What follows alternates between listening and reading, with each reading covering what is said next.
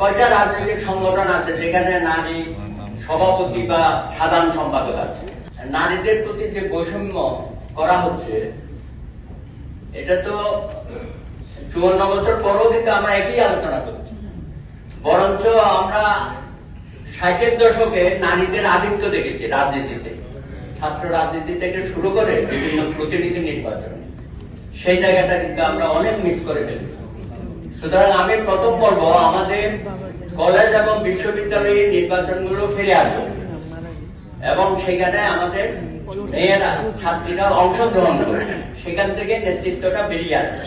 আর এখন যেভাবে ছাত্র রাজনীতি হচ্ছে বাই নমিনেশন, সেখানে মেয়েদেরকে খুব সামনে আসার অবস্থা নাই। কয়টা রাজনৈতিক সংগঠন আছে যেখানে নারী সভাপতি বা সাধারণ সম্পাদক আছে? অন্যান্য বড় জোর আমি কি দেখি একজন নারী সম্পাদক, মহিলা সম্পাদক, এর বাইরে অথবা দুই একটা ভাইস প্রেসিডেন্ট। এর বাইরে মূল জায়গাটা আপনারা যে বলছেন যে সিদ্ধান্তের জায়গাটা কেন মেয়েরা আসছে না মানে কারণ এই রাজনৈতিক দলগুলোর মধ্যে পুরুষতান্ত্রিক একটা মন মানসিকতা তৈরি হয়ে আছে, তাদেরকে আসতেই দেয় না। এবং অনেকেই একজন বা দুজনকে নমিনেট করে মনে করে যে নারীদের প্রতি আমরা একটা খুব সদাচরণ করলাম, এরকম অবস্থাও দেখি।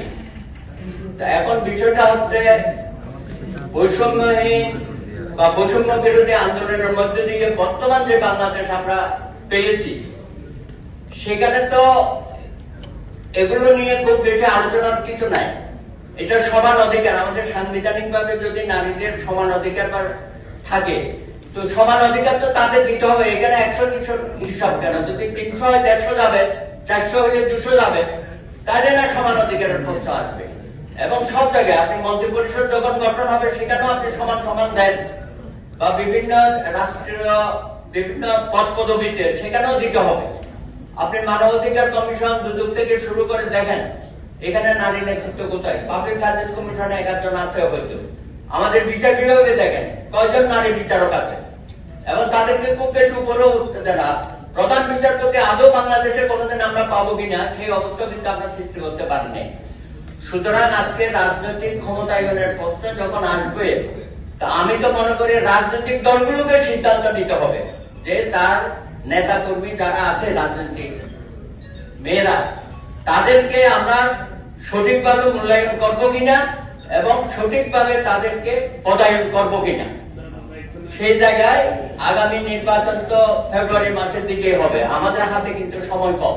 আমরা সকলেই মিলে বলি, বিশেষত রাজনৈতিক দলগুলো, তারা যদি আন্তরিকভাবে বলে যে আগামী নির্বাচনে প্রত্যেক দল অধিক সংখ্যক নারীদেরকে তারা মনোনয়ন দেবে, সেটা আমি বলবো না যে 30% দিতে হবে বা 50% দিতে হবে। যারা মূল্যায়িত হওয়ার মতো অবস্থানে আছে তাদেরকে, আমি বলছি না যে আপনি যাকে তাকে ধরে নিয়ে মনোনয়ন দেবেন। যারা রাজনীতির মাঠে আছে, পদচারণা করছেন, যাদের যোগ্যতা আছে, তাদেরকে অবশ্যই মূল্যায়ন করা উচিত আমি মনে করি। সুতরাং আজকের এই আলোচনার মধ্য দিয়ে আমরা এটাই সিদ্ধান্ত নিতে পারি যে যারা রাজনৈতিক দলে আমরা আছি, আমরা যেন আমাদের মন মানসিকতা পরিবর্তন করে আমাদের মা বোনদেরকে আরো বেশি ক্ষমতায়নের জন্য আমরা সকলে একটু সুনজর দেব।